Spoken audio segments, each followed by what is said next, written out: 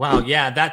I mean, there's so much here that you're saying. I want to defend FGF Brandon for a second here and read a quote and tell me if you agree, disagree, what you agree on. Maybe you think he's on the money. A crucial factor in the comparison here is that despite the vivid gospel accounts of the appearances of the resurrected Jesus, he is not related to have resumed his life on earth in contemporary Judea, but to have ascended to heaven, where he was believed to live a supernatural existence. There is therefore justification for a phenomenological comparison between the deaths and resurrections of Osiris and Christ. Each is raised to life again by supernatural means after an unjust death, but each is transformed into a new mode of being, i.e., neither Osiris nor Christ resume their earthly lives, but pass on to another world where they acquire a new status and office, in which each case is that of savior and judge of the dead. The ritual identification of the deceased with Osiris is now extended to include his identification with Osiris in terms of his vindication by the divine tribunal of Heliopolis. And so as Osiris had been judged and proclaimed, I'm going to butcher this, Madheru. Madheru. True of voice. It means true of voice. And I had justified in brackets here.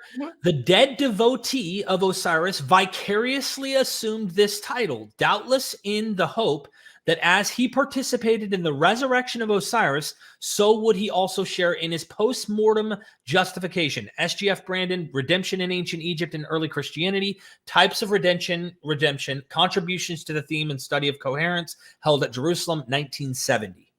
I love it. I think he's on the money. I don't see any issues with that at all. And this idea that you have this physicalized rebirth, that you have to show the body in a sense and preserve the body. And yet Egyptians didn't believe that the mummies were walking around in their tombs and needing a space to eat and drink. And yet they kind of did, because they gave them food and drink and would go to the tombs and make verbal offerings to give them food and drink. But then they have in their afterlife papyri, they show the dead are in an afterlife space, wearing their pure white garments, having passed the tribunal, having been transformed. So there is this very interesting understanding that, and let me be clear, and I think your quote really speaks to this, the transformation needs to be physical. The transformation needs a body. What happens afterwards can happen in a different realm, in a different space that is unseen, that is underworld or afterlife or someplace else. But the actual transformation needs a physicality, which is why the ancient Egyptians create all these coffins that I study, and they nest them and they inscribe them and they put all these things on them. You need the physicality of the body made into a thing with open eyes and arms and hands, and it turns you into something that can be physically transformed, worked upon, ritualized. Once you have that, then you go into the afterlife space. And yes, Osiris is a god of the afterlife. He is the ruler, the king of the afterlife. Think of this idea of king, right? King of the afterlife. And then Jesus physicalizes, comes, his transformation is made manifest through his body. And then Thomas sticks his hand into the wound, and all of these things are physicalized.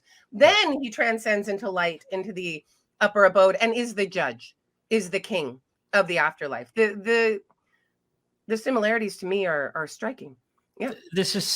I'm so glad you vindicated him, because we've had people try to say, oh, he wrote this in 1968. It's not even worth paying attention to. This seems to be very analogous. And this is the thing. You're not saying how exactly genealogically, but it looks like it's definitely comparable. And there seems somehow it's found its way in. Where, how, who knows? But like, it's there. And let me put it this way. Like, if you go to Mexico City and you see the Catedral, you go to the Cathedral of Mexico City, it is built on top of an Aztec temple. If you go to the mountain of Cholula and you see a church on top of a mountain, it's not a mountain, it's a temple with a hill of grass on it. And that church is built on that mountain. Sacred space, it continues within cultural memory to be thought of as sacred space, and it must be claimed.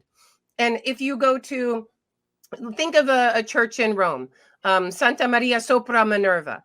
It's a church of St. Mary on top of a Minerva temple. And it's even there in the name. And they keep it, Santa Maria sopra Minerva. It's wonderful, right? And you have all kinds of spaces in Egypt, in Rome, where the Christian space is built on top of the polytheistic sacred space. And it is claimed.